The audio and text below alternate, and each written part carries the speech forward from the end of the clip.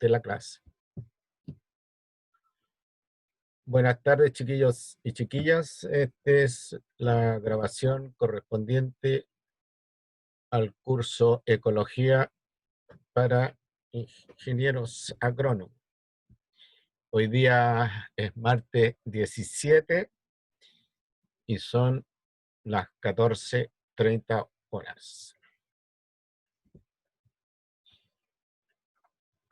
Voy a comenzar, chiquillos y chiquillas, la clase inmediatamente.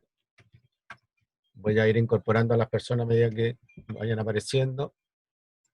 Por la razón de comenzar inmediatamente es porque estamos algo atrasados con la materia.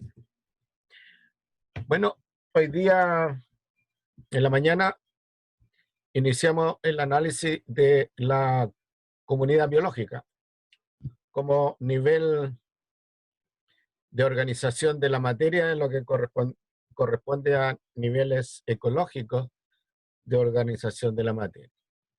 Y el análisis de la comunidad lo concentré en el cultivo agrícola como modelo de comunidad biológica.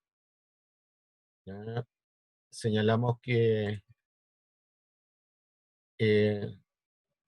una comunidad es un conjunto de poblaciones de diferentes organismos que habitan un mismo espacio, un mismo territorio. Y que podemos considerar al cultivo como una comunidad empobrecida, donde la planta que se cultiva es la especie dominante, pero asociados a ella o presentes en el cultivo vamos a encontrar otros organismos, ¿no? Algunos de ellos asociados al follaje de la planta, otros asociados a la raíz, otros que andan dando vuelta por ahí y otros que viven en el suelo. Entonces analizamos algunas de las características, ¿no es cierto? Pasamos por la definición de comunidad y la importancia que tiene para el manejo agrícola, la posición que tiene en esto de la escala ecológica, que tiene una posición ya intermedia hacia arriba en cuanto a los niveles de organización de la materia. O sea, es una unidad relativamente compleja.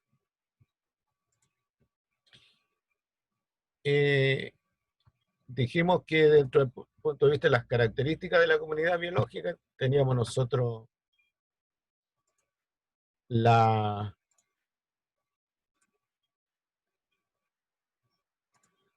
riqueza de especies, la diversidad de especies, la abundancia relativa, la dominancia, forma y crecimiento de estructura arquitectónica, la estructura trófica y las interacciones que se dan. Estas características en el caso de riqueza de especies, diversidad de especies, se reducen porque se trata de un cultivo. La abundancia relativa se carga, lo mismo pasa con la dominancia, se carga hacia la especie de interés agrícola. La forma de crecimiento y estructura arquitectónica, bueno, se refiere si estamos hablando de un cultivo de plantas herbáceas, ¿no? o de formas herbáceas, un cultivo de formas arbustivas o un cultivo de formas arbóreas. Y pueden haber cultivos mixtos en el caso de, por ejemplo, los pastizales, donde podemos encontrar nosotros, en el caso de las praderas, quise decir, perdón, en el caso de las praderas, podemos encontrar praderas biestratificadas, es decir, conformadas por un estrato arbustivo y un estrato herbáceo. O bien una pradera conformada por monoestratificada, solo conformada por hierbas o arbustos forrajeros. Y la estructura trófica se refiere a cómo están establecidas las relaciones de comer y ser comido y las interacciones, las Interacciones dominantes que se pueden dar entre los miembros de la comunidad. Hablamos de un ejemplo de una comunidad de hormigas, ¿no es cierto?, donde las especies dominantes son solo dos. Eh, la diversidad de especies de hormigas para esta comunidad es relativamente baja, solo 5. Bueno, para algunos estudios se caracteriza el origen, el estado de conservación de la especie y eventualmente los hábitos alimenticios. Hablamos del concepto de diversidad biológica, ¿no es cierto? Diferenciando dentro de diversidad biológica lo que es la diversidad ecológica, la diversidad organismal, la diversidad genética y la diversidad cultural. En caso de cultivo, las principales, ¿no es cierto? Las columnas que se mueven de la izquierda a la derecha son las principales características del cultivo. Diversidad ecológica, ¿no es cierto? Diversidad organismal, diversidad genética. Ahora bien, si este cultivo lo ampliamos nosotros a nivel de ecosistema, y ya no hablamos de cultivo, sino que hablamos de agroecosistema, entonces aquí se agrega la diversidad cultural. Porque podemos tener asociados al agroecosistema grupos humanos dedicados, ¿no es cierto?, a la transhumancia, por ejemplo, como ocurre aquí en la zona. O bien grupos humanos que están asociados a, a, al, al cultivo de especies autóctonas, pero entran a formar parte del agroecosistema.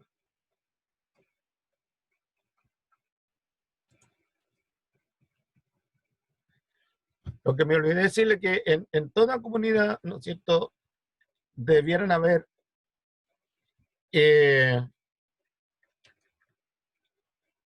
los 5 tipos de organismos: los productores, los consumidores, los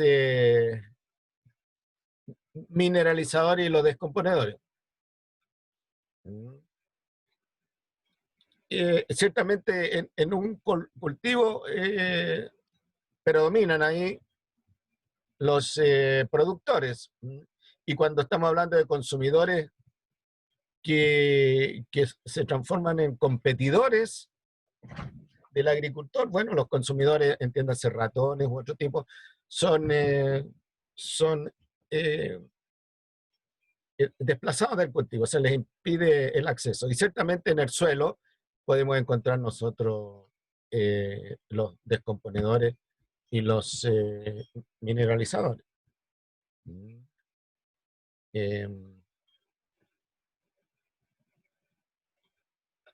Bueno, ¿y cuál es la función que cumplen estos organismos? Bueno, la función de producción primaria. Si aquí tenemos, en reemplazo de esto, tenemos ganado, la función de producción secundaria, la función de descomposición a cargo de los hongos principalmente, y la función de mineralización a cargo principalmente de las bacterias. Y ahí tenemos la organización trófica, en este caso la organización lineal, que como señalé, responde a la segunda ley de la termodinámica, que cada tránsito de la energía, parte de la energía útil, se va perdiendo.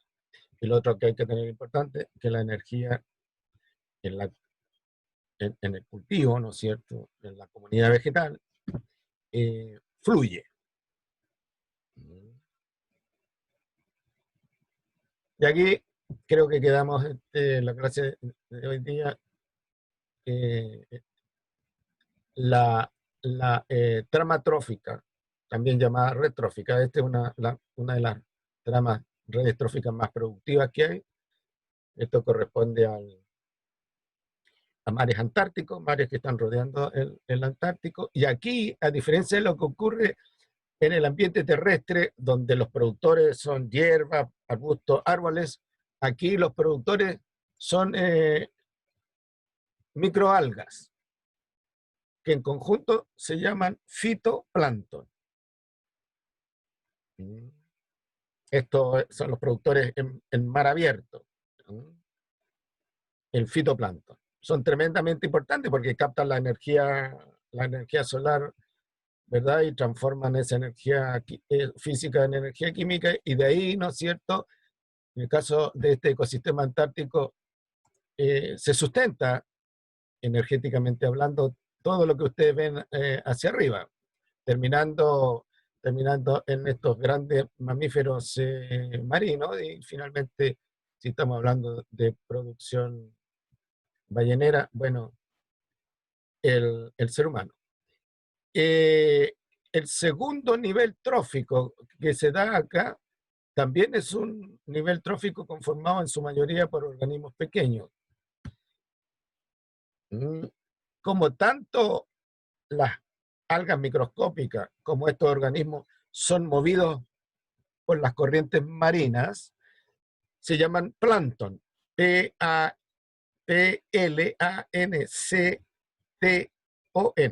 Plancton. En el caso de las algas es fitoplancton, y en el caso de los animales, zooplancton. ¿Ya? Y a partir de estos dos niveles tróficos, bueno, como digo, se reparten cadenas tróficas que se van entrelazando hasta ser capaces de mantener esos grandes mamíferos. Ya que estos animales son bastante grandes, ¿no es cierto? El movimiento, el flujo de energía obedece a la segunda ley de la termodinámica. Estos sistemas son bastante productivos. La captación de energía solar mediante la fotosíntesis y la transformación de la energía física de energía química es relativamente eficiente.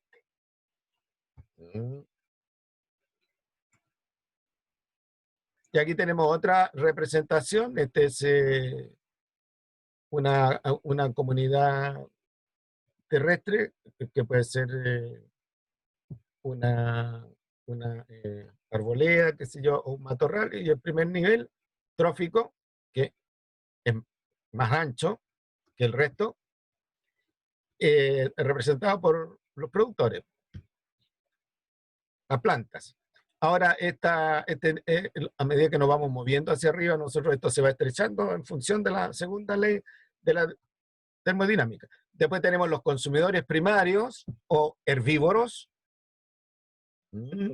que por sí mismos constituyen una comunidad, ¿no es cierto?, representada por diferentes organismos que se alimentan de plantas, ya sea plantas en pie o plantas, plantas muertas u hojas que se le han caído.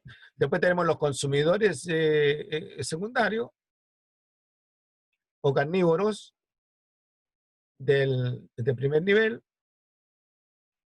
y después tenemos los consumidores secundarios o carnívoros de segundo nivel. Como yo decía, la segunda ley de la termodinámica impide que estas cadenas tengan más allá de cinco eslabones. Tenemos 1, 2, 3, 4. Ahora, para tener 4 o más eslabones, el sistema a este nivel tiene que ser bastante productivo.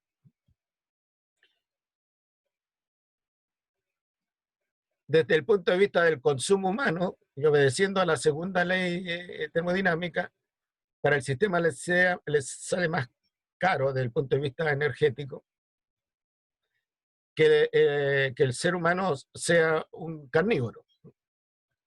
¿Ya? Al sistema le sale mucho más barato que el ser humano sea un herbívoro. Y aquí tenemos nosotros las interacciones tróficas. Hay muchas interacciones tróficas, pero yo no les voy a mencionar todas, que tal vez las más importantes de un cultivo. Bueno, estas dos que ven ustedes acá, las dos constituyen beneficio para los individuos. La diferencia entre el mutualismo y la protocooperación, como se dan cuenta, el mutualismo es obligado y la protocooperación es facultativa. Por ejemplo, podemos tener nosotros un caso de mutualismo, de las interacciones que se producen en las raíces de las plantas, entre la raíz y hongos, por ejemplo. Y protocooperación puede ser transporte, un transporte de polen sin que sea obligado, o un transporte de semilla. También es posible que en un cultivo se produzca el comensalismo, es decir, viven ahí animales, pueden estar en la flor, por ejemplo, que reciben beneficios de su presencia, pero el huésped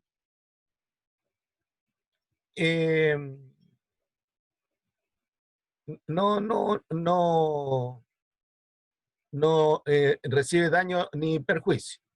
Ahora, algo parecido al comensalismo es el inquilinismo, donde el inquilinismo es facultativo y el comensalismo es obligado. Por ejemplo, a veces encontramos nosotros aves que están en el cultivo ahí, o están en el borde del cultivo, mirando, por ejemplo, si hay orugas, mirando si hay algún resto que ellos puedan comer. Es un caso de inquilinismo. Un caso de protocooperación puede ser, ¿no es cierto?, que después que se produce el corte del cultivo y quedan muchas cosas ahí, los animales van a comer los rastrojos y defecan, y producen entonces una pequeña fertilización del suelo. Después tenemos el parasitismo, donde es beneficioso para el parásito, perjudicial para el huésped, en este caso la planta. Los pulgones se consideran parásitos, las conchuelas, las escamas, y en algunos casos, entonces, el parásito de las plantas. Bueno, hay plantas parásitas también, pero en el caso de un cultivo es raro que esas plantas parásitas se den en el cultivo. Es más frecuente que hayan insectos parásitos, y lo más frecuente y son los pulgones, las conchuelas, las escamas. ¿Algún otro insecto fitófago que se me escape? ¿Hicieron entomología? No, profe, Ya, solamente zoología. ya. Nosotros en zoología no tratamos los animales fitoparásitos porque pensamos que en materia de cursos de especialidad. Pero bueno, los ejemplos más característicos son los insectos picadores, chupadores, que se adhieren, ¿no es cierto?, a la hoja o al tallo o a la superficie del fruto. Y entre esos tenemos, como los más característicos, los pulgones, las conchuelas, las escamas. Después tenemos la depredación. La depredación, aquí en el caso de los cultivos, se considera que un vegetal es depredado cuando cuando hay un animal, por ejemplo, un ratón, se come la semilla. ¿Ya? La granivoría se considera una depredación. Por definición, la depredación es el consumo completo de la presa. No es el consumo parcial como puede ser la herbivoría, o como dice aquí, herbivorismo, donde algunos animales consumen parte de la planta, pero la planta si el consumo no ha sido muy intenso, se puede recuperar. La depredación, en este caso específico, la granivoría. Y el herbivorismo, bueno, es cualquier bicharraco que ataque al cultivo y que se alimente de parte de él. Pues puede haber herbivoría a nivel de las raíces, ¿no es cierto? Muchas larvas de insectos viven en esa zona. Y los insectos mordedores masticadores, por ejemplo, las langostas, eh, los, eh, los caracoles de jardín, las babosas, etcétera. ¿No? Un ejemplo de interacciones que pueden haber en un cultivo. Ahora, obviamente, cuando la interacción se hace muy intensa y el cultivo empieza a perder rentabilidad económica, bueno, ya viene el tratamiento químico o de algún otro tipo para reducir a estos miembros de la comunidad que causan pérdidas económicas. El amensalismo, no, en el caso de usted no vale la antibiosis. Bueno, en algunas plantas se puede producir alelopatía. La alelopatía es la eliminación de sustancias químicas de las raíces y se da particularmente en plantas. Y tenemos acá, ¿no es cierto?, la competencia. En un cultivo la competencia se reduce al máximo porque se eliminan las malezas, por ejemplo, y la planta de interés se separan, se ralean. Bueno, aquí la competencia puede ser por espacio para captar mayor radiación solar, por agua, por nutrientes, y en el caso de cultivos que son polinizados por insectos, bueno, la competencia entre individuos por los polinizadores. El asunto es que, de nuevo, un cultivo es una comunidad simplificada, pero se dan estas interacciones.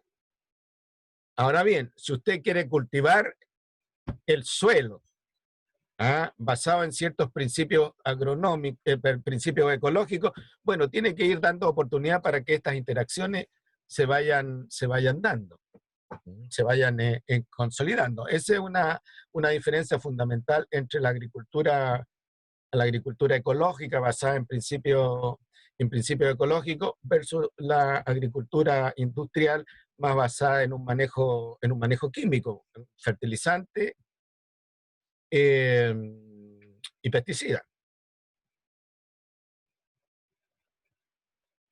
Esto no es tan importante para ustedes.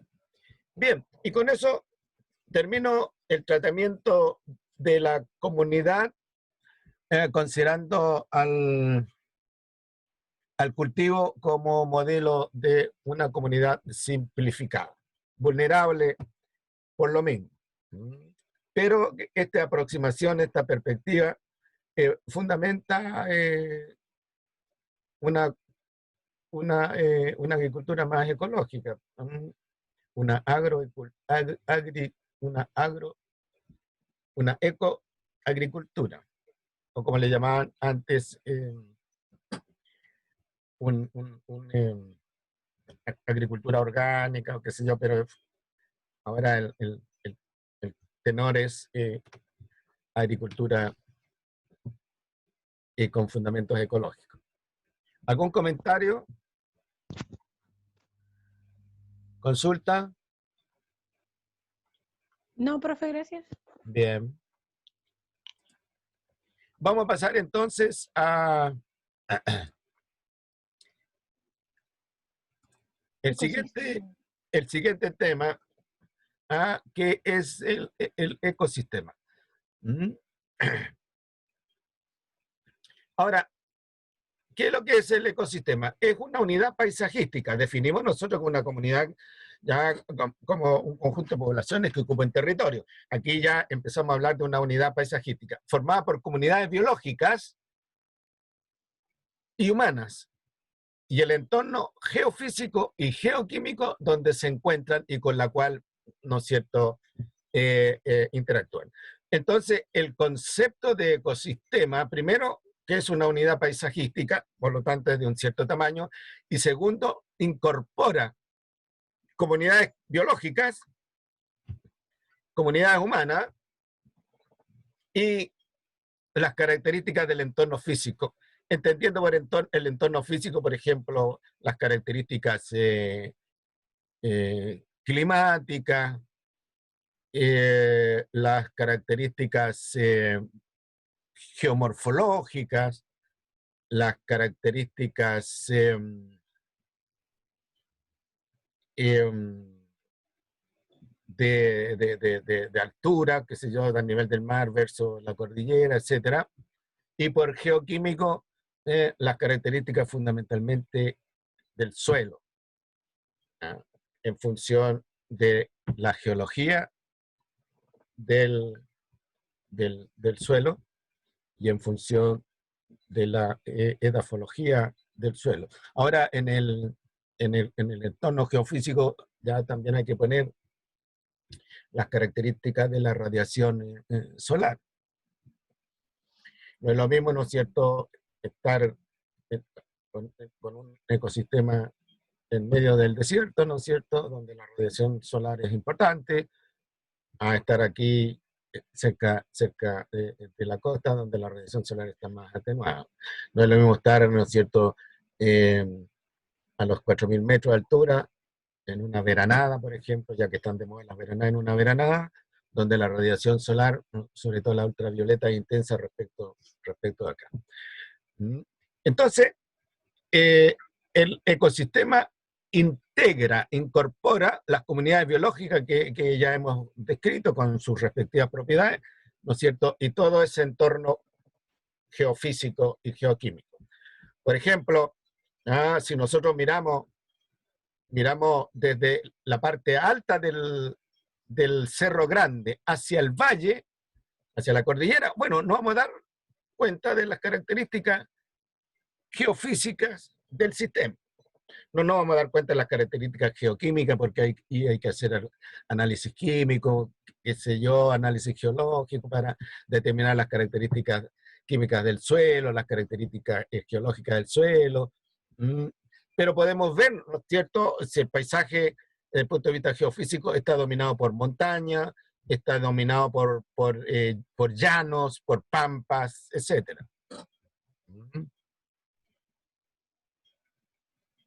El ecosistema ocupa, por lo tanto, un nivel ecológico superior a la comunidad. Es una unidad de paisaje y puede contener unidades humanas, pequeños poblados, por ejemplo. Ahora bien, por el hecho de contener eh, comunidades biológicas, contiene poblaciones. Y por el hecho de contener poblaciones, contiene individuos. O sea, dicho en otras palabras, en el ecosistema se dan la mayoría, ¿no es cierto?, de los niveles ecológicos, los que están bajo ecosistema. Después hay un nivel ecológico superior, pero eso, desde el punto de vista del manejo local de la tierra, no tiene mucha importancia. Desde otro punto de vista, tiene importancia, pero desde el manejo local de la tierra, ese otro nivel ya es superior, no tiene mucha relevancia. Entonces, dicho en otras palabras, el ecosistema para el manejo local de la tierra es el nivel ecológico más importante. Cuando yo hablo del manejo local de la tierra, me refiero al manejo ganadero, al manejo forestal, al manejo agrícola. Y por local no me estoy refiriendo a un espacio pequeño, si estoy hablando de una unidad de paisaje, pero es ahí in situ, digamos. En el Valle del Elqui, en el Valle del Choapa, en el borde costero, en las quebradas que hay para el sur de la región y hacia el interior, o un valle de la alta cordillera donde hay veranadas, qué sé yo, donde los animales van a pastar. Entonces, ¿qué es lo que son los ecosistemas? Resumiendo esto, los ecosistemas son unidades paisajísticas complejas. Por lo general están conformadas por unidades paisajísticas menores de origen natural, ecotopos, o de origen antrópico, cultivo, asentamiento humano. O sea, si yo veo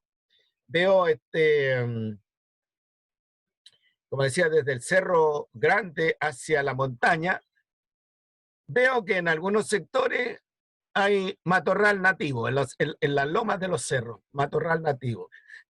Hacia la parte baja de la ladera, donde está eh, el curso del río, bueno, puedo ver árboles, puedo ver pequeñas zonas de cultivos, chacras, ¿no es cierto? Chacras de subsistencia, parcelas pequeñas, puedo haber algunas empastadas, que sé, por ahí aparece un pequeño pueblo con alguna iglesia, por ahí aparece en el pueblo una pequeña cancha de fútbol. Eso es lo que se llaman ecotopos, ecotopos, que forman parte del ecosistema, pero que son unidades más pequeñas, pero algo diferente. Podemos ver, por ejemplo, en el paisaje hay un, eh, una laguna donde se acumula agua para riego, por ejemplo, y a lo mejor ahí hay animales, algunos peces, qué sé yo. Ese constituye un ejemplo también de ecotopo. Lo que le quiero decir con esto termino, lo que le quiero decir con esto es que hay algunos ecosistemas que son homogéneos, ¿no? La pampa, ¿ya? Eh, la, la, las pampas que hay al norte son ecosistemas homogéneos.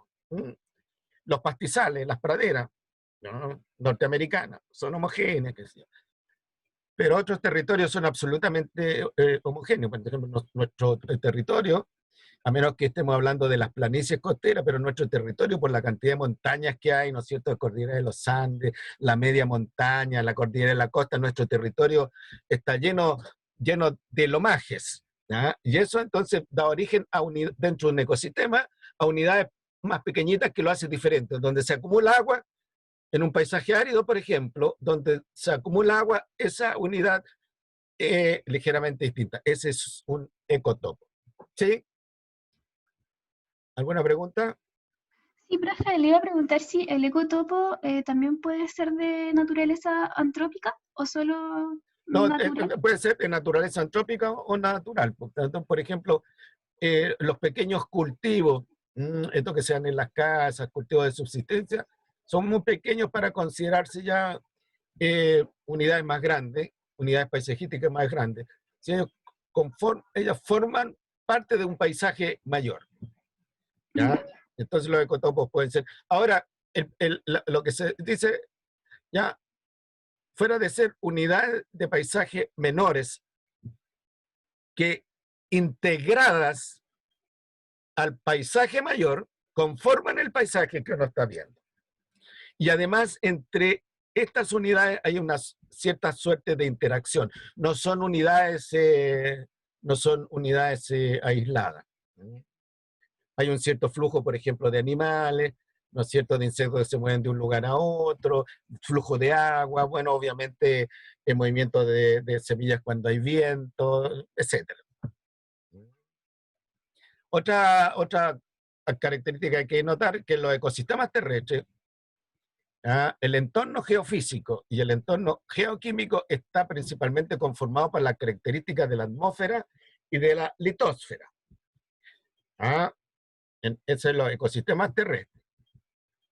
Entorno, las características de la atmósfera, por ejemplo, el clima del área, la transparencia, los vientos, etcétera, y de la litósfera, o sea, el suelo. La litósfera es la superficie terrestre eh, y el suelo es parte de la superficie terrestre. Entonces, estamos hablando del origen, de las características físicas y químicas del suelo. ¿Mm?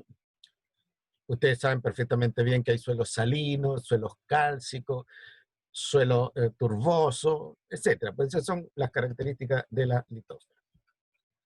En los ecosistemas marinos ahora, el entorno geofísico y geoquímico está precisamente conformado por la característica de la hidrósfera y de la atmósfera. Características de la hidrósfera en el sentido de las características del océano, las características físicas y químicas del océano. Bueno, y como se establece una comunicación bastante estrecha entre el océano y la atmósfera, ciertamente la atmósfera influye en las características del océano, y viceversa.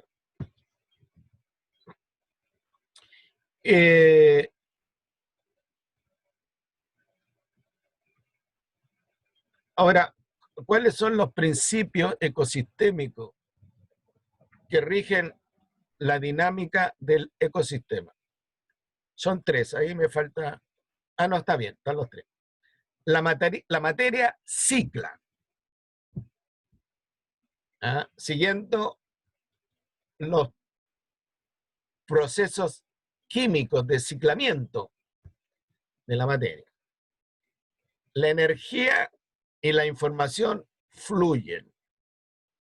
La energía, el flujo de la energía, siguiendo, ¿no es cierto?, las leyes de la termodinámica, y el flujo de la información siguiendo los principios que rigen a la información. Ahí tienen ustedes un diagrama que muestra claramente el flujo de la energía, ¿ya? Cómo la energía del sol penetra el sistema por los productores, y esta energía entonces mueve y dinamiza los ciclos, ¿ya? Y habiendo ya hecho esto, ¿no es cierto?, la energía solar transformada en energía química y después en energía calórica sale del sistema. Por eso que los ecosistemas son sistemas abiertos tanto para la energía como para la materia. No son sistemas cerrados, los ecosistemas. La Tierra, como sistema ecológico, es cerrado para el movimiento de la materia y abierto para el movimiento o el flujo de la energía. Y eso es muy importante para nosotros. El que la Tierra sea abierta para la energía, bueno, los procesos estos impiden que la Tierra se caliente. Y cerrado para la materia impide, ¿no es cierto?, que siempre haya una demanda de materia del exterior, del espacio extraterrestre. ¿Ya? Y sabemos nosotros que la materia en el espacio extraterrestre, si bien es abundante, cada vez que nos llega a nosotros nos genera una suerte de inestabilidad.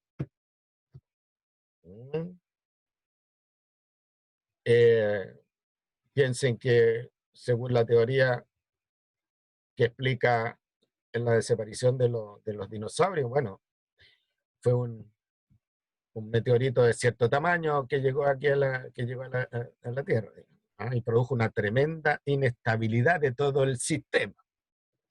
Como que los dinosaurios no fueron capaces de sobrellevar esa inestabilidad. Y le tomó muchos años de nuevo a la Tierra, ¿no es cierto?, para recuperar una nueva estabilidad que permitiera, ¿no es cierto?, el surgimiento de otras especies.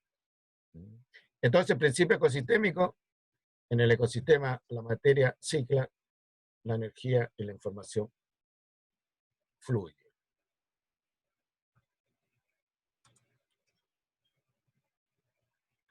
Ahora bien, un punto de vista tipológico.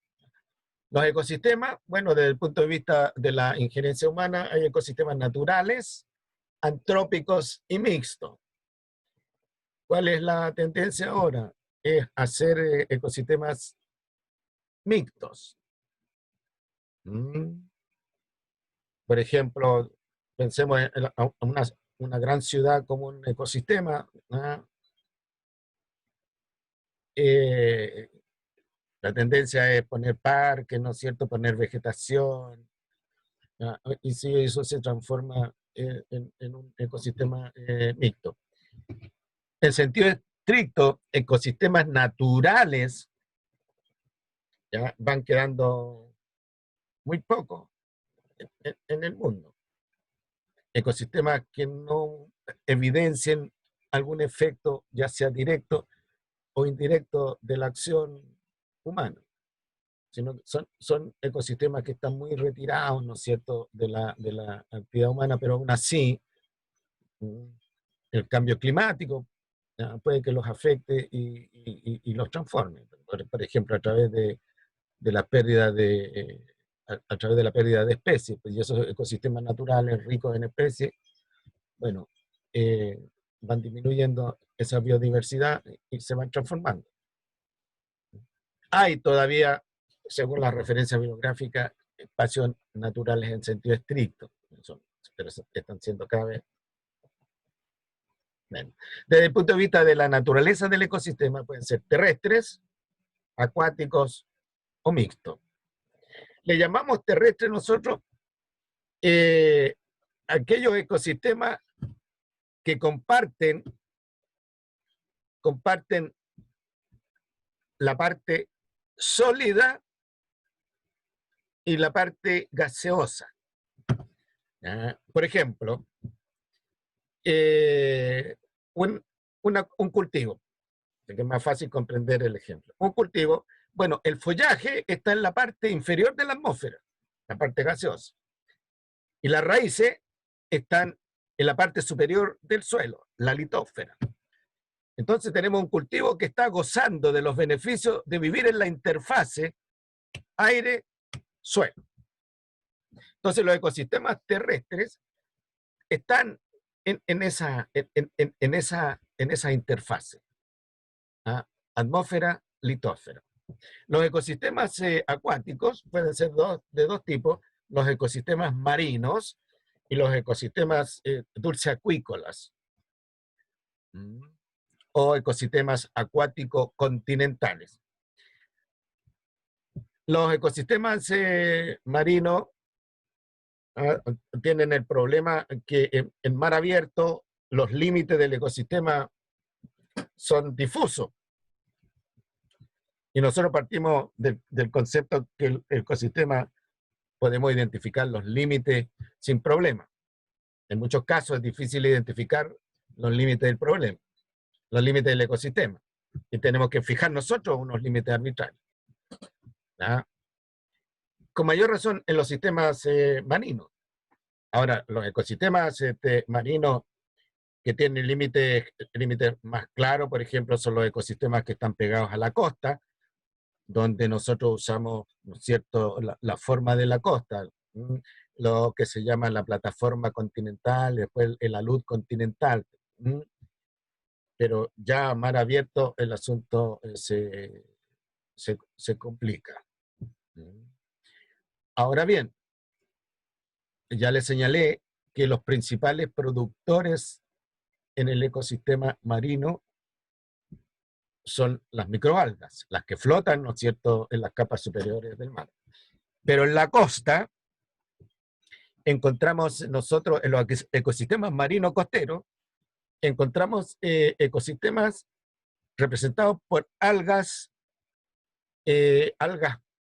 pardas, algas macroscópicas, que están asentadas ya sea sobre la roca, como el güiro, por ejemplo, o bien están asentadas sobre el fondo marino, que no es un fondo muy, muy profundo. Y hasta donde penetra la luz. Esos son los productores en los ecosistemas costeros.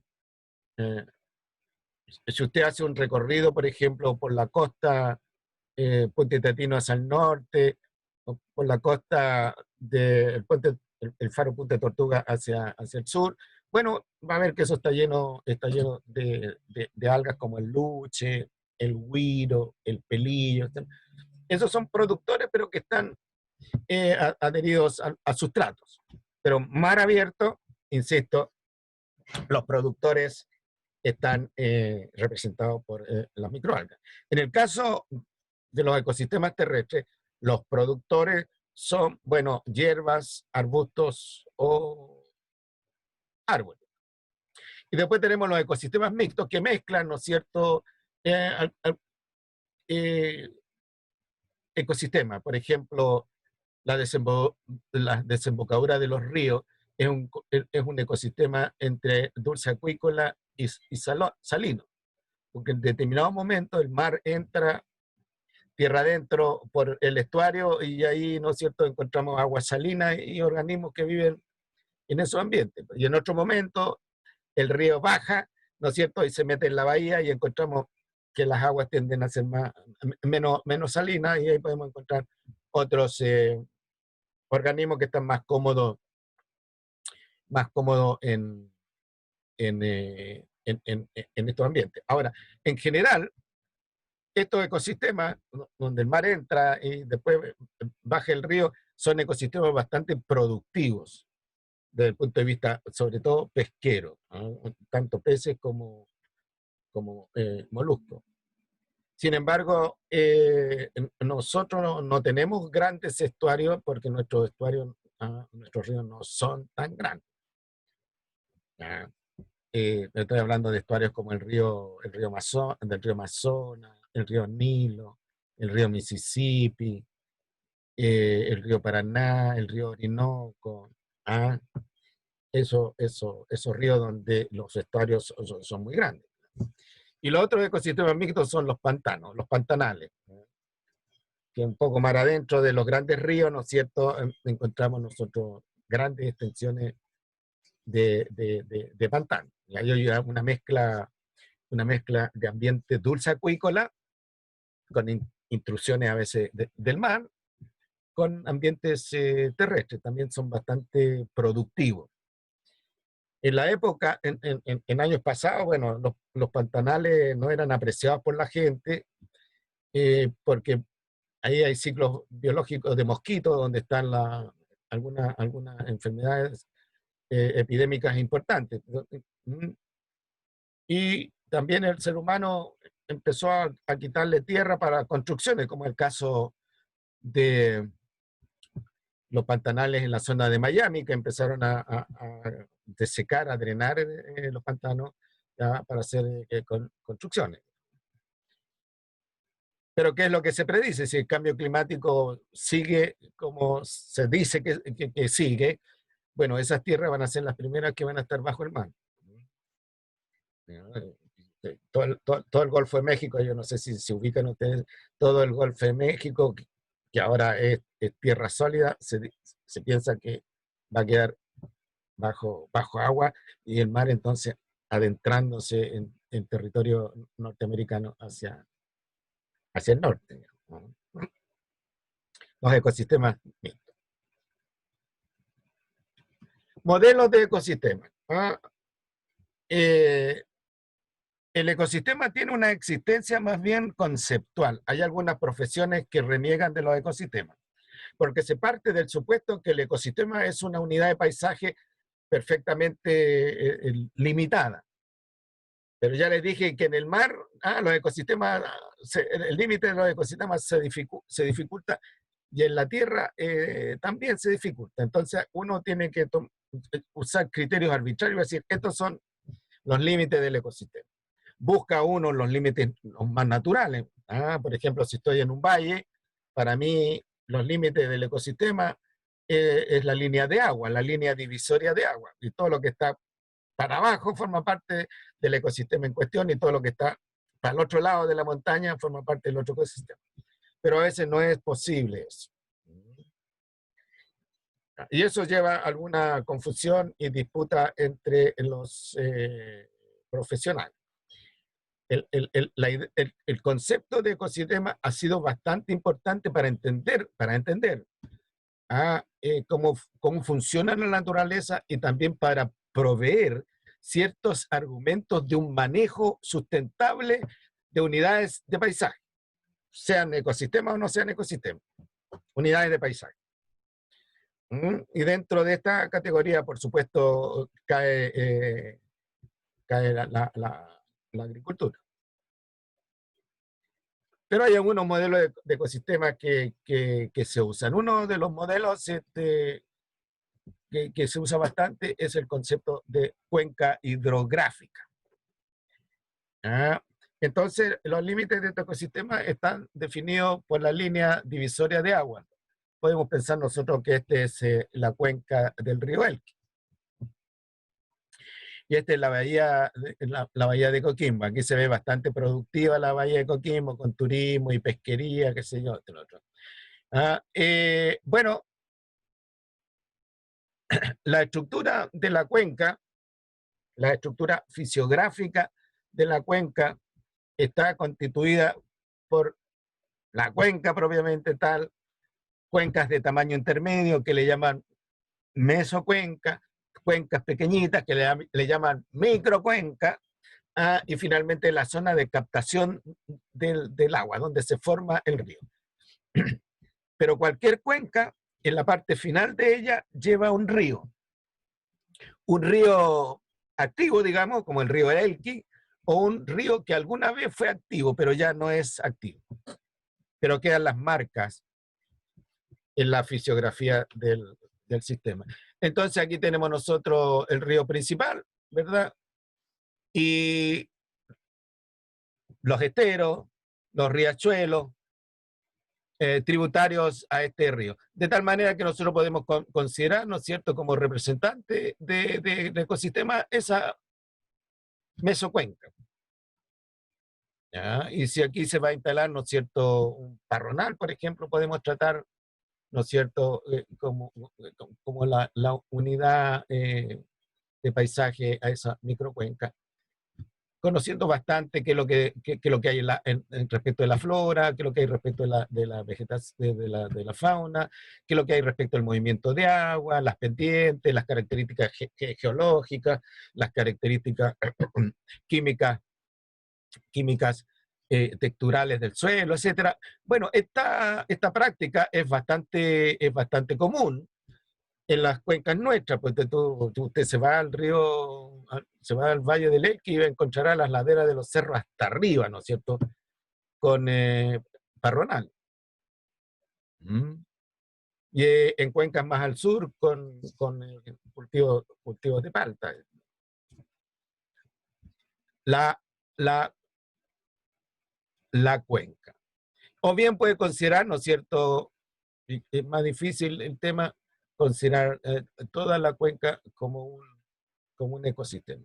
Y aquí entonces empieza un poco la subjetividad respecto del ecosistema, porque no es una unidad espacial que sea muy fácilmente limitable. ¿Ya?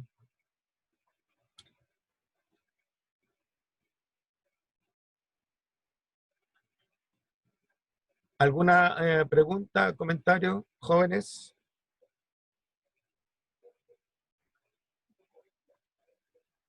No, profe. Bien. No, profe, gracias. Bueno, otra modelo de ecosistema que se usa es el borde costero de una bahía. Por ejemplo, la bahía de Coquimbo. Entonces, la bahía, ¿no es cierto?, consta de una parte terrestre que corresponde al borde costero. La ley chilena define el borde costero muy claramente, y una parte marina, que aquí podríamos pensar que la parte marina está extendida, ¿no es cierto? Estos diferentes colores corresponden a profundidad, menos profundidad.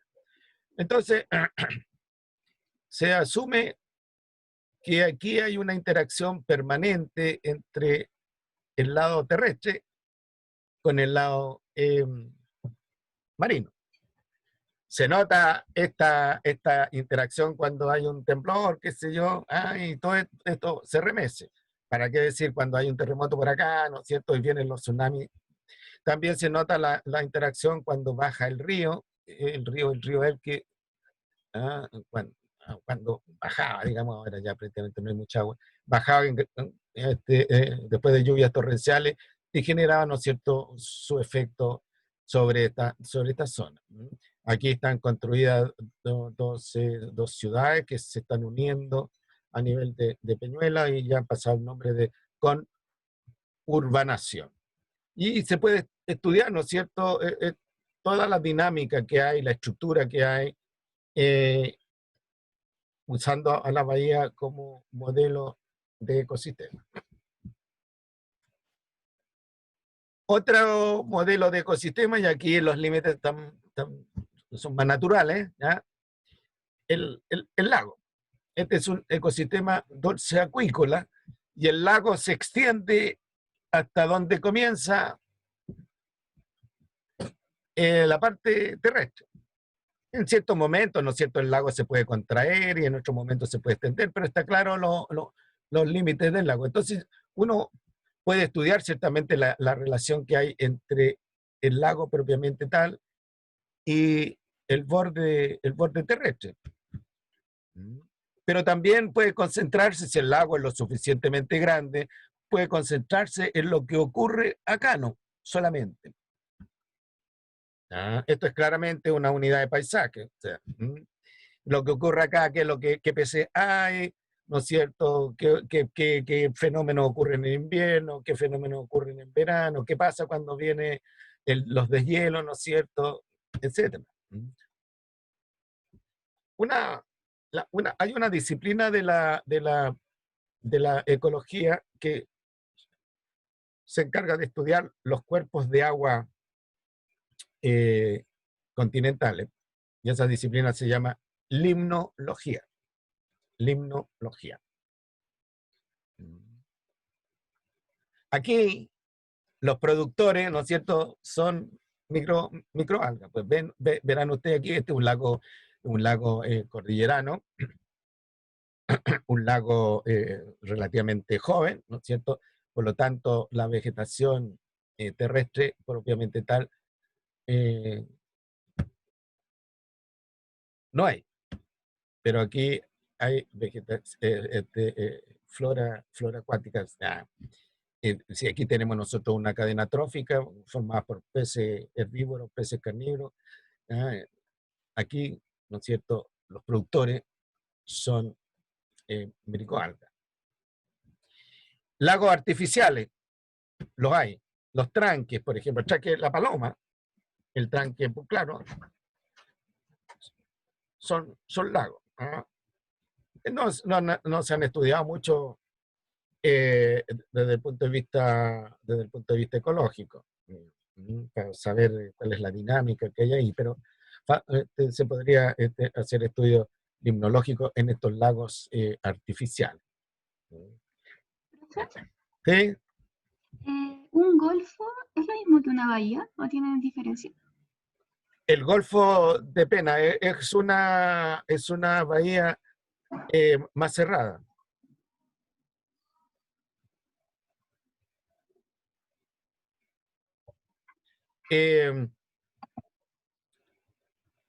Después tenemos nosotros la isla, que también tiene límites claramente establecidos, ¿no? Por ejemplo, la isla de Pascua, en la foto corresponde a Isla de Pascua.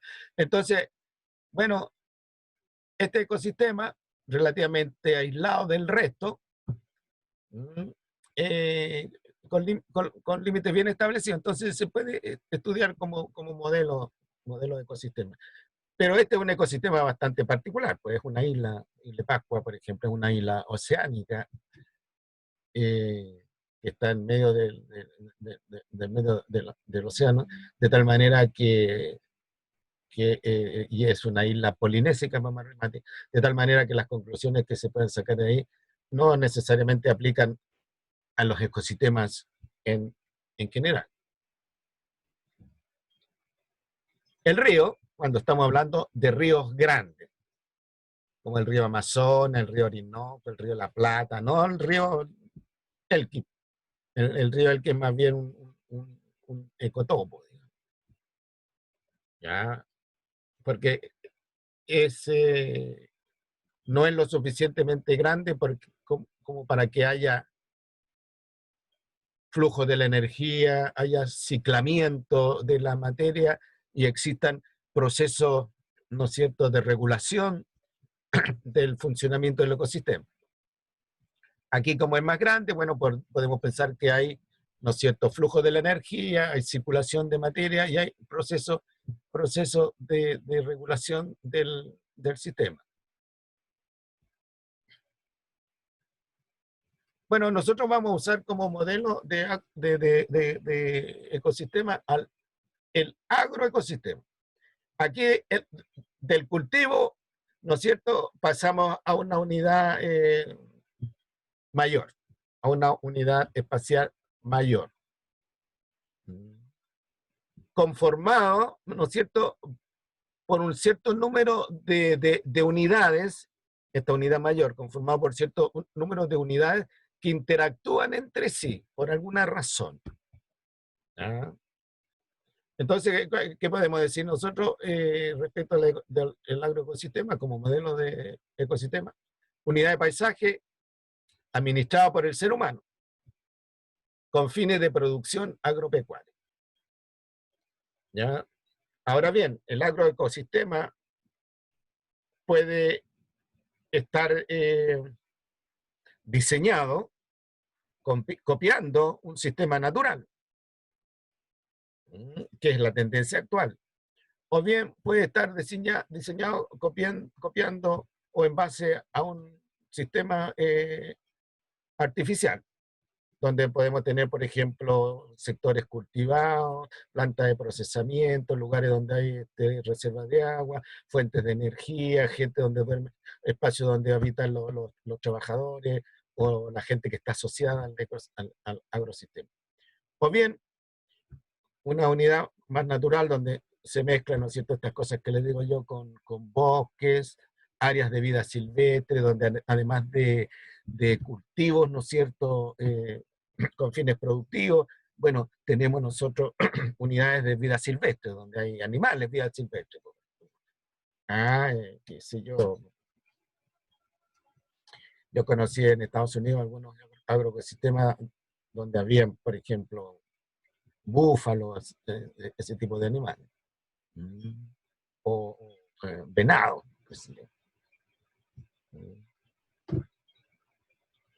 Y la otra característica que el agroecosistema considera a la población como parte, la población humana como parte integrante de él.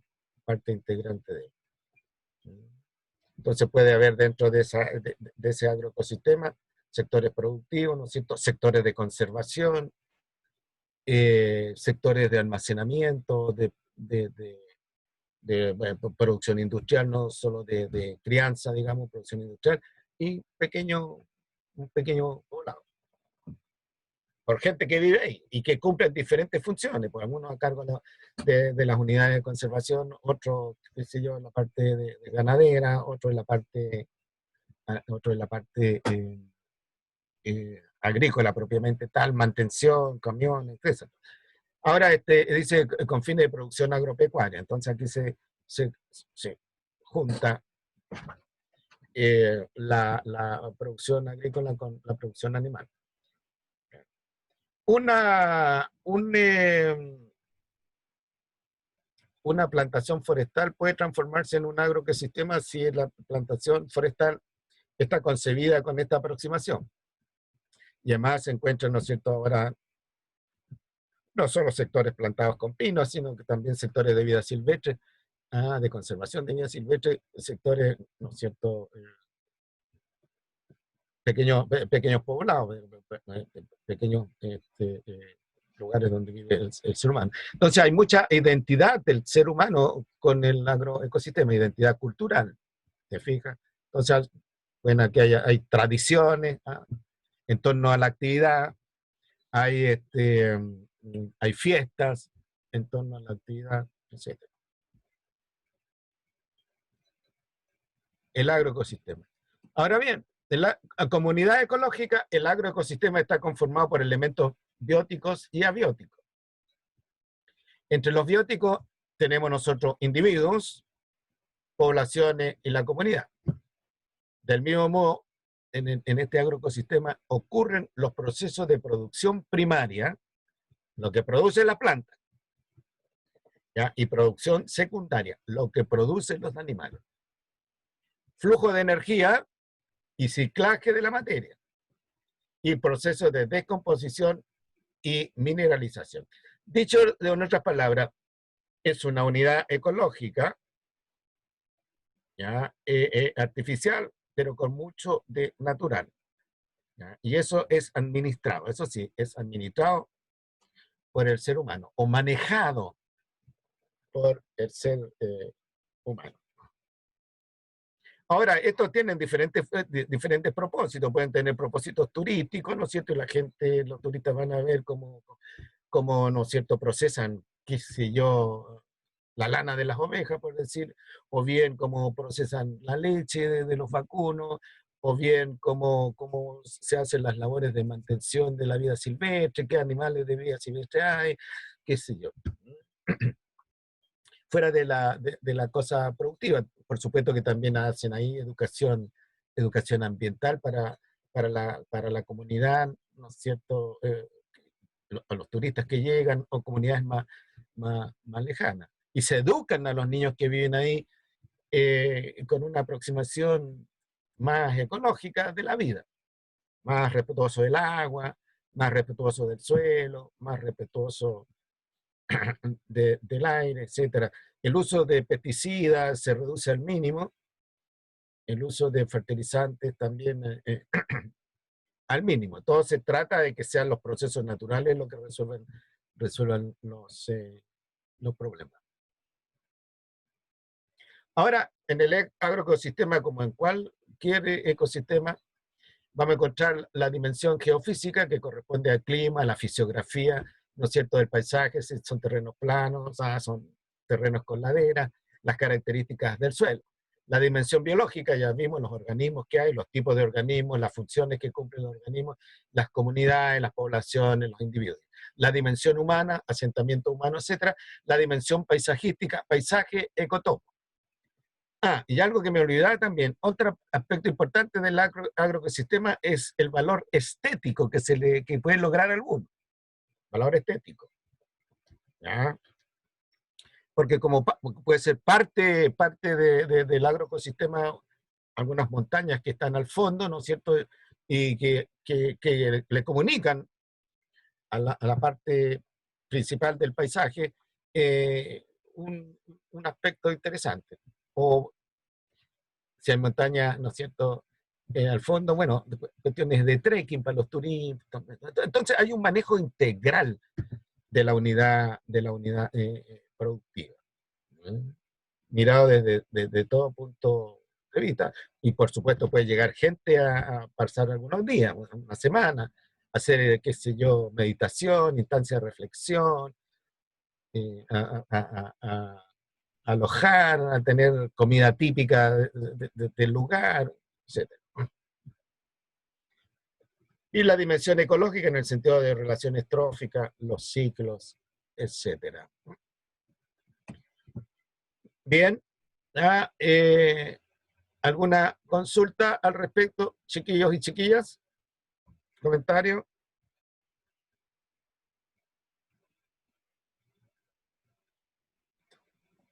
No, profesor, por mi parte Ya no. está, No, profe, todo claro.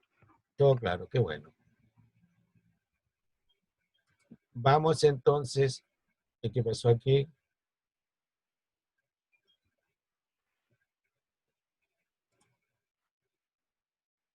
Ok.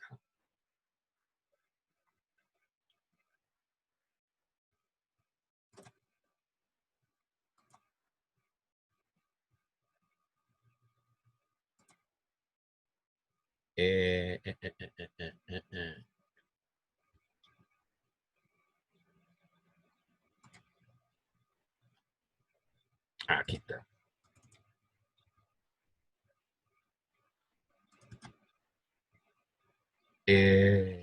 Docencia.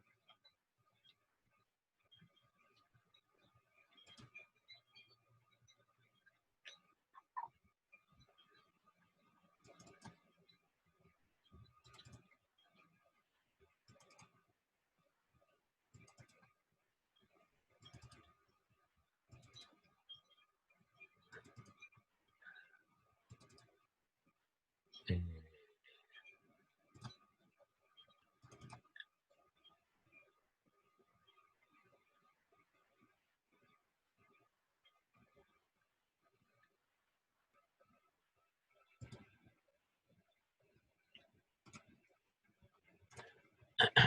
Bien, no habiendo ninguna observación al respecto, vamos a entrar a la segunda parte de ecosistemas, ecosistemas 2.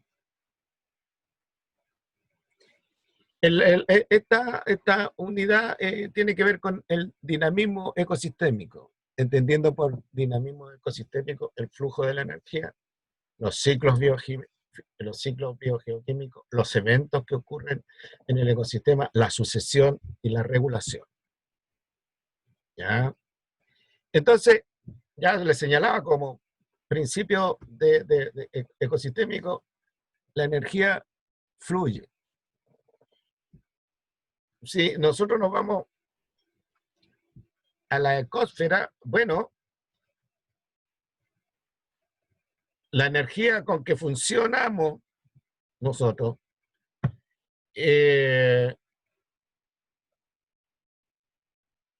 con que funcionan los ecosistemas y los niveles superiores, proviene del Sol. Ahora, esta energía solar, cuando llega a la capa superior de la atmósfera, bueno, una fracción importante de ella se refleja al espacio exterior. ¿Ah?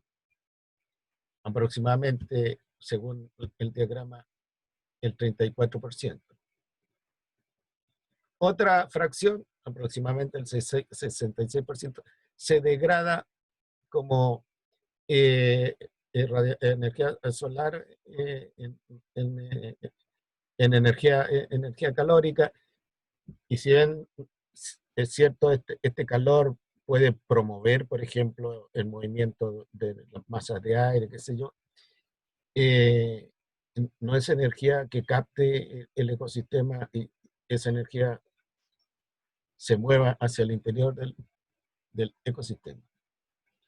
Otra fracción importante, ¿no es cierto?, se usa para calentar la atmósfera y la superficie de la Tierra, y finalmente ese calentamiento, ¿no es cierto?,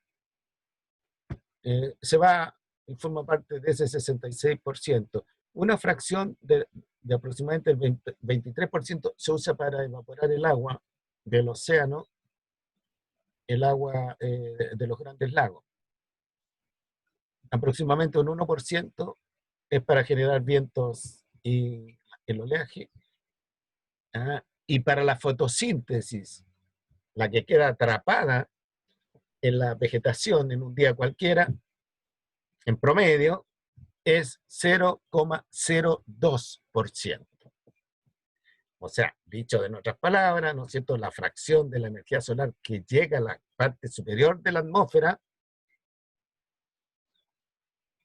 y que queda atrapada en la fotosíntesis es bien baja, 0,02% en promedio. Por supuesto que las selvas tropicales captan más, ¿no es cierto?, y bosques, que los bosques templados, y los bosques templados captan más que el desierto. Mucha de la radiación que llega al desierto se va de vuelta. Eso se llama albedo. Entonces, con esta pequeña fracción, pequeño porcentaje, la Tierra funciona. ¿Ya? Funciona. Y ya les he señalado, ¿no es cierto?, que funciona ya sea siguiendo un flujo lineal a través de las cadenas tróficas, respondiendo a la segunda ley de la termodinámica, o siguiendo un flujo reticular. Ahora bien, a diferencia de la energía, recuerden que la Tierra es un sistema abierto respecto a la energía. Llega energía, se procesa y se elimina. Se va del espacio exterior como calor.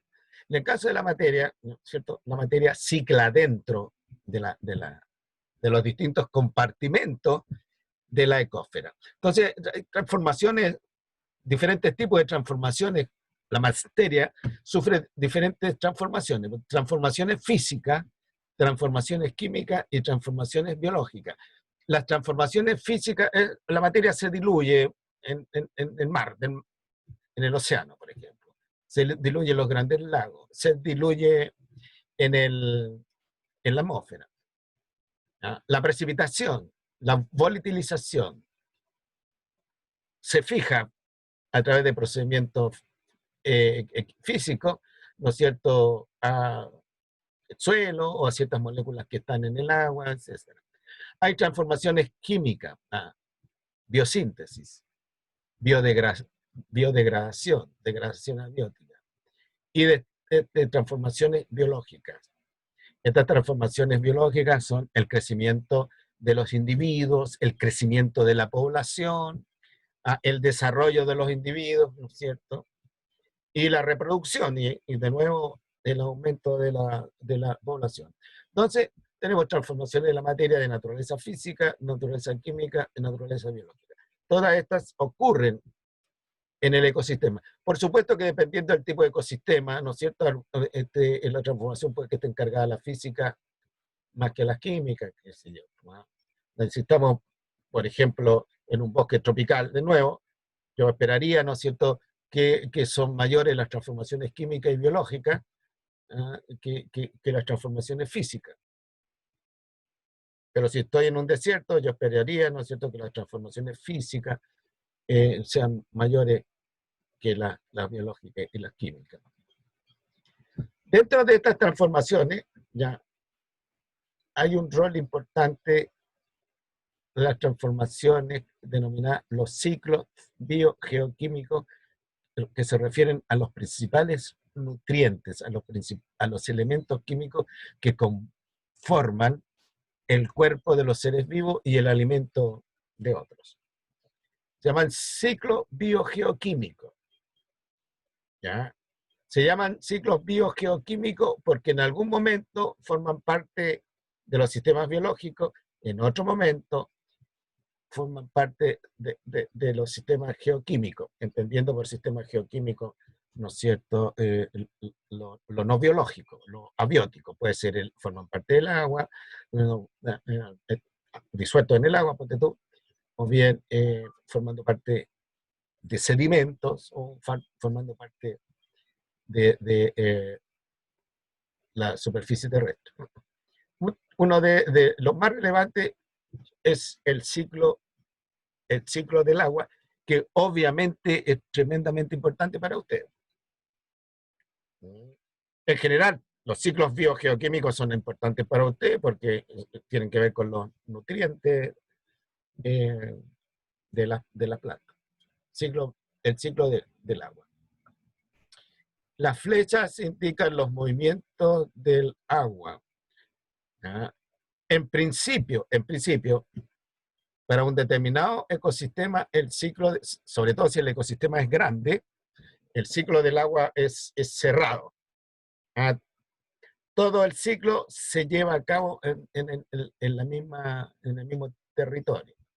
Pero si el ecosistema es pequeño, ¿no es cierto?, el ciclo del agua puede involucrar más de un ecosistema. En los tiempos actuales se ha visto que el ciclo del agua está alterado para algunos ecosistemas. Y al alterarse para algunos ecosistemas, la provisión de agua, por ejemplo, para la agricultura, se ve afectada. Estamos en un periodo de sequía, por ejemplo. ¿No es cierto? Nosotros en Chile, la parte centro-norte de Chile, bueno, lleva varios años teniendo un periodo de sequía bastante intenso. Se le echa la culpa al cambio climático global. ¿ya? Como el gran causante. El ciclo del agua es el resultado de varios procesos.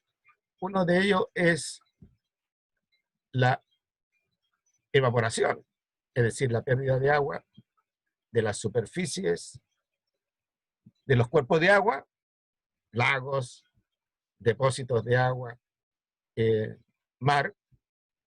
Lo otro es la transpiración, particularmente de los vegetales, de la vegetación.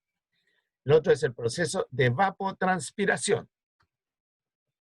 particularmente de los vegetales.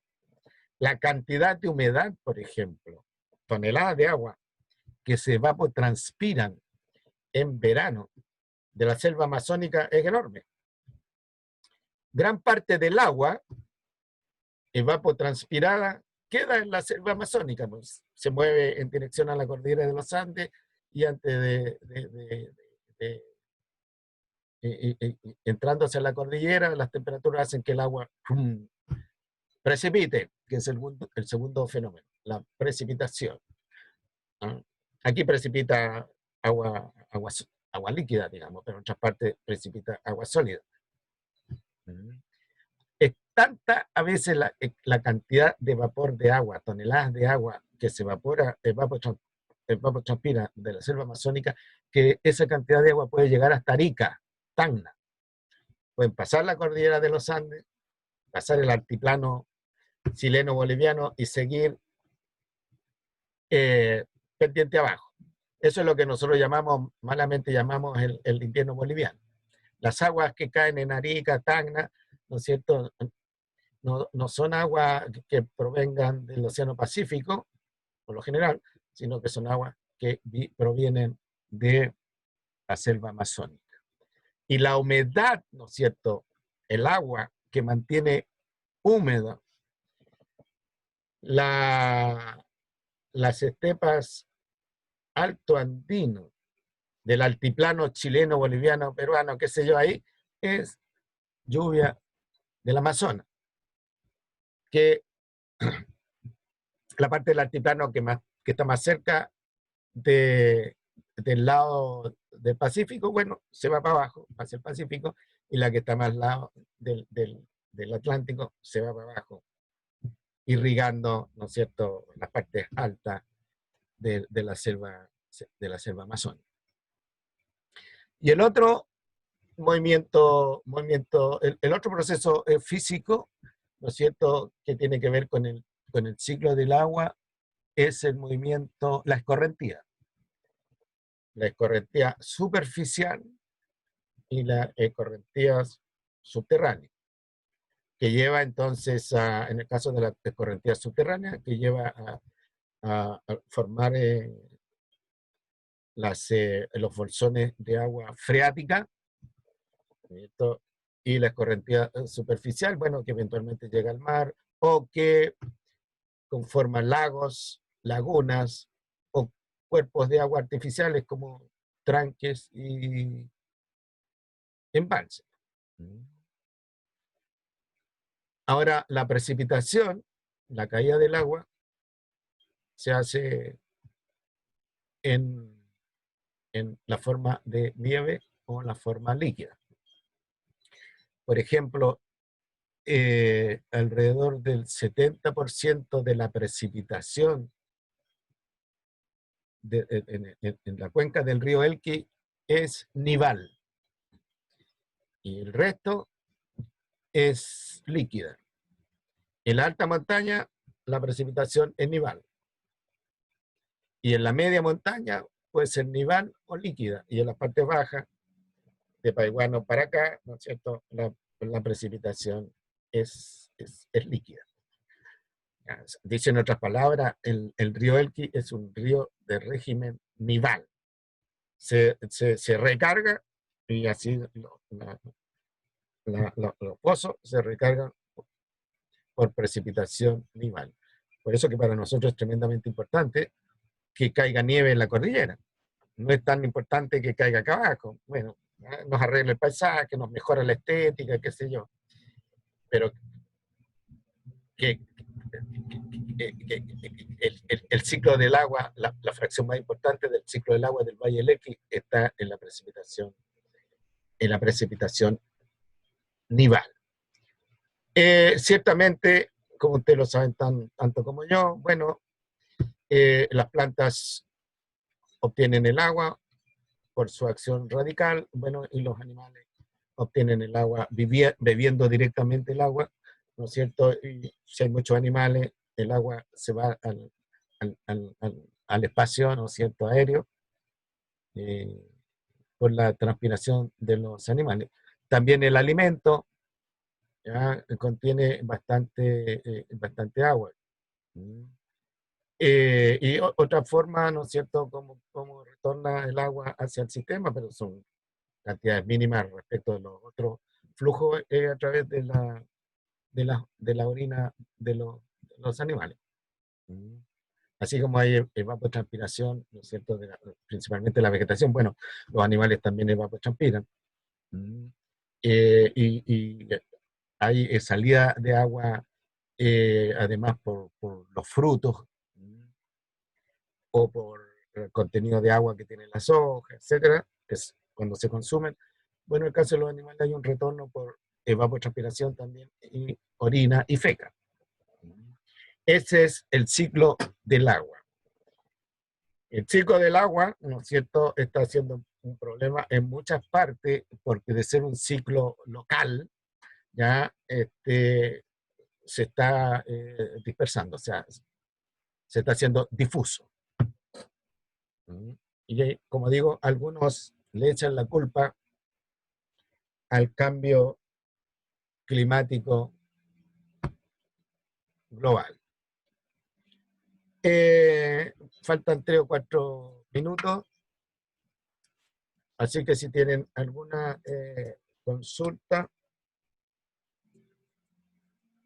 estoy dispuesto a responderla en el tiempo que queda. Ahora bien, una fracción de la materia no alcanzamos a cubrir, y ya no nos vemos hasta vuelta de clase. Y el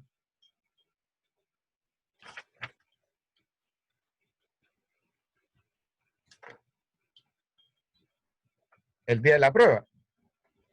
Así es que, ¿por qué no se ponen de acuerdo ustedes y me hacen una propuesta para cambiar la prueba de ese día a la semana siguiente? O sea, dicen otra palabra, a la semana del 7 al 11 de diciembre. ¿Ah? Para así yo poder terminar este asunto de los ciclos biogeoquímicos, porque es importante para ustedes, y dejar algo redondeado el tema de la unidad, de la unidad número 3. ¿Le parece? ¿Ah? Sí, le enviamos un correo con la confirmación de todos. Me mandan un correo. Ahora, la prueba anterior la hicimos un día martes a las 14:30. Yo encuentro que es cómoda la hora de las 14:30, porque así hay un espacio, ¿no es cierto?, de almuerzo que uno puede ordenarse un poco. Así que puede ser el martes subsiguiente, el martes de la semana del 7 al 11, ¿no? O bien, si tienen algún problema para el martes a las 14:30, bueno, puede ser otro día, pero ya tiene que ser pasado a 5:30, o sea, de las 6 de la tarde en adelante. ¿Me entiende? Sí, profe. Así que, por favor, me comunican la decisión. Bueno, chiquillos y chiquillas, que tengan una buena tarde. Voy a cerrar el compartir para que se vayan a otra clase, no lleguen atrasados. Ya, profe, muchas gracias. Ya, profe, que esté bien. Igualmente. Cuídense. Profesor, ¿va a mandar un cuestionario como la vez pasada? El cuestionario se los mandé ¿Lo la cambió? primera, la primera semana de clase de este mes. Ah, ya. Ya, profe. ¿Ya? Gracias.